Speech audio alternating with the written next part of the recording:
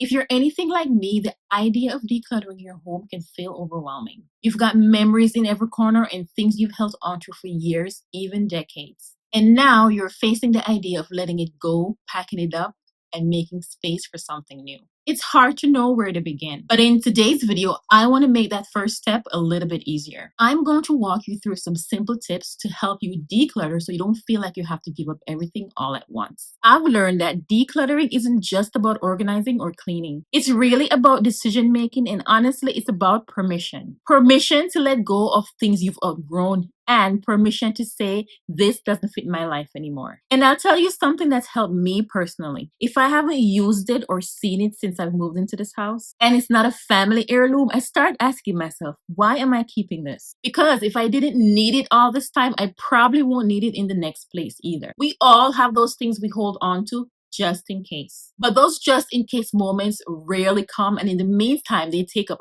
valuable space in our homes and in our minds. When you start to look at things through the lens of your future and not your past, it becomes a little easier to decide what stays and what goes. One of the biggest mistakes I see is waiting until you're weeks away from a move or a major life change and suddenly you're trying to declutter an entire house in panic mode. That's just too much on anybody. Instead, think about your timeline. Are you moving soon, or are you just trying to feel better in your space while life settles down? Decluttering doesn't have to be this big rush project. You can do it slowly, one drawer, one shelf, one decision at a time. I always say, give yourself a timeline, not a deadline. When you approach it that way, it takes the pressure off and it becomes a process you can actually stick with. Okay, let's get into the how. My go-to method is simple but powerful. You only need 4 boxes. One for keep, one for donate, one for sell, and one for trash. Every item you touch, put it in one of those boxes. If it doesn't earn a clear yes,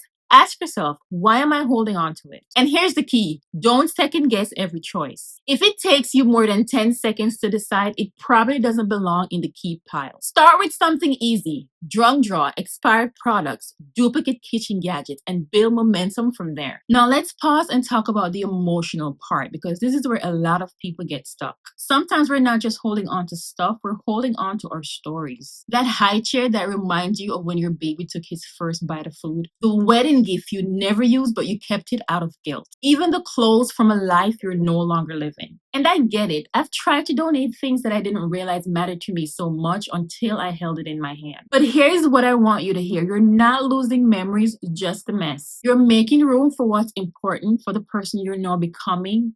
And that's something to celebrate. Okay, let's be real. Most people think their furniture is worth more than it is. And yes, sometimes it was expensive when you bought it, but styles change and needs change. And buyers today, they're not always looking for traditional pieces. A lot of younger buyers want minimal, trendy, or fast. If you have something high-end, by all means, try to sell it. But for most of us, that effort turns into a part-time job real fast. Marketplace haggling, no shows, back and forth for $20, it's draining. Honestly, giving things away, especially to someone who needs it, feels so much better. I once gave away a piece at Goodwill and it ended up at a community center. That felt so right. That right there is the power of release. Now, once it's sorted, what do you do with it all? Simple options. Donate to Goodwill, local churches, shelters, but just make sure you call first. You can sell on Facebook Marketplace, OfferUp, or consignment. You can also give it away. Post it for free on Facebook with a pickup time. Baxter or junk pickup services works great for larger loads. Remember, not every item needs a perfect home. Sometimes just letting it go is enough. Listen, this isn't about perfection. It's about progress, whether you're moving next month, next year, or not at all. Decluttering gives you a chance to reset, not just your space, but your mindset. If you're preparing to sell or simply want to create a more calmer, intentional space, I have created something to help you get started. Download my free home seller's guide using the link in the description. It includes a complete room-by-room decluttering checklist, plus other practical tips to prepare your home the smart way. And if you're in Miami or anywhere in Florida and would like some guidance through the home selling process,